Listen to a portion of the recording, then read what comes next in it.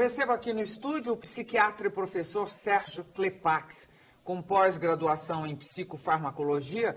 Ele vai nos esclarecer sobre as diversas doenças mentais que são temas presentes, inclusive na novela Caminho das Índias. Now we're the highway, that's how it's got to be. Now we're the highway, that's how it's got to be. Because I'm really sick and tired, the girl of you misusing me.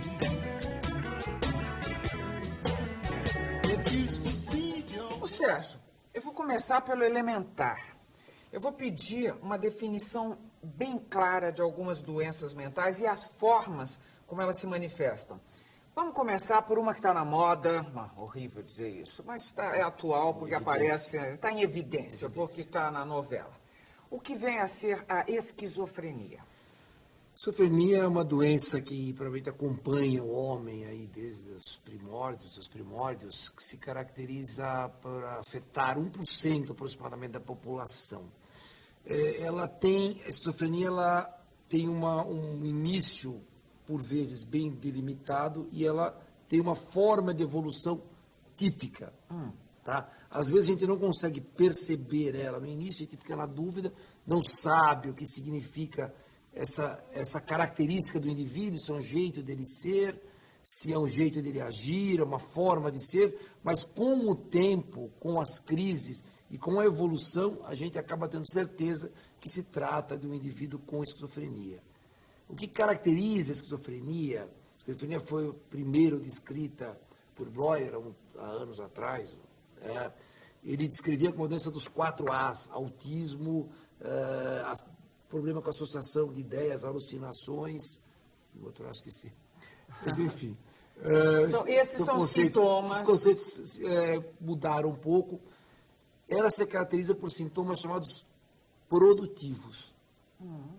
Tá? Sendo... Começa com sintomas produtivos, são sintomas alucinatórios delirantes. É uma distorção do que a pessoa percebe como realidade. Ok. Isso é uma explicação simples. Depois eu vou voltar para o assunto esquizofrenia. O que é uma psicopatia?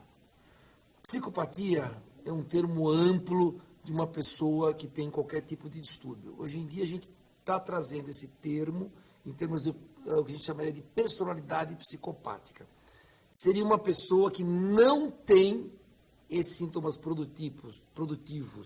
No caso como da esquizofrenia. Ele não ouve vozes, ele não se imagina perseguido pelas pessoas, porém ele tem algumas características que o tornam praticamente incompatíveis com a vida social. E são detectáveis, quer dizer, são visíveis. São visíveis. Já chamou-se no passado que seria a loucura moral. Em geral, a gente vai encontrar dentro da chamada psiquiatria forense esses casos.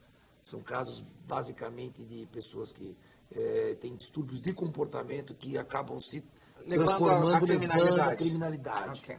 O que é uma sociopatia? Sociopatia, quais são as formas de manifestação? A sociopatia seria, assim, esses psicopatas mais característicos, ligado mais à característica criminal. Essa é a sociopatia? Então, a psicopatia é equivalente a uma sociopatia? A sociopatia seria um tipo de psicopatia. Sim. Tá? Um tipo, digamos assim, no qual as pessoas são praticamente incapazes de viver em sociedade. Vamos pensar numa personalidade psicopática que tem a capacidade de viver na sociedade, por exemplo, uma personalidade tipo histriônica.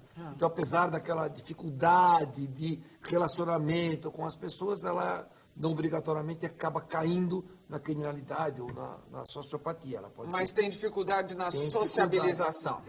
Às vezes engana, né? Às vezes até a pessoa aparenta ser bem sociável, mas com a convivência a gente vê que é uma pessoa que é incapaz de perceber limites na sua atuação. Entendi. E ela só funciona pelos seus desejos. E um mal também muito evidente hoje em dia, o transtorno bipolar?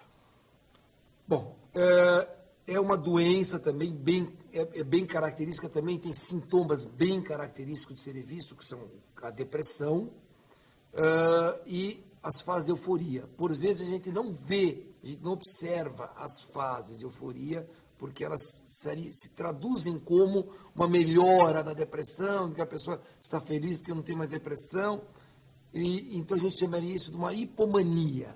Mas a depressão, sim, é bem característica.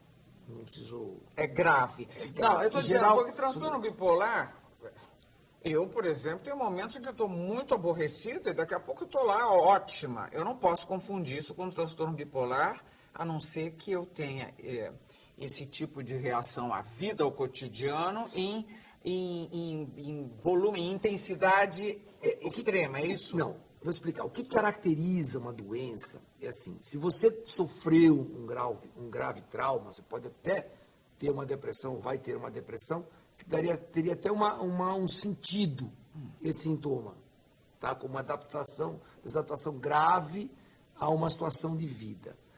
No caso do distúrbio bipolar ou da esquizofrenia, então o desencadeante pode ser um fator banal. Por exemplo, puxa, eu fui no cabeleireiro, o cabeleireiro cortou meu cabelo inteiro. Então eu entrei numa depressão violenta. Isso pode ser Isso aí é uma manifestação de uma psicose, de um distúrbio tipo bipolar ou o início de uma esquizofrenia ou de esquizoafetivo. Bom, então agora vamos arredondando. Quando é que nós podemos considerar uma pessoa neurótica? Aliás, todo neurótico tem noção do seu problema ou não? Esse termo neurótico é um termo que caiu. Não existe mais? Não existe mais neurótico, só existe agora na classificação de doenças. Acabou o neurótico. Tanto da palavra, sabia? É uma palavra bonita, bacana. O neurótico veio do conceito psicanalítico, né, do conceito antigamente, como pouco se conhecia, dessa disfuncionamento, dessa doença, disfuncionamento do cérebro, do eixo hormonal, de como é que a coisa se entrelaça. Então, no início, né, da época de Freud, então imaginava-se que essas situações eram devido a complexos, então resultando em comportamentos neuróticos, comportamentos de defesa para encobrir um conflito. Então, daí mais ou menos que veio essa questão do neuroticismo. Então, ficou assim. Quando eu fiz meu curso de residência, faz muitos anos atrás, década de 80, começo da década de 80, então se dizia assim, é uma depressão psicótica porque não tem causa, ou uma causa banal, eu expliquei da outra vez. Ou é uma depressão neurótica porque existe efetivamente alguma situação de vida complicada dessa pessoa. Entendeu a diferença? Entendi. Bom, mas eu posso continuar chamando você pode, pessoas neuróticas. Fulano é neurótico, eu posso. Tem problema. Por mim, você pode falar isso aqui.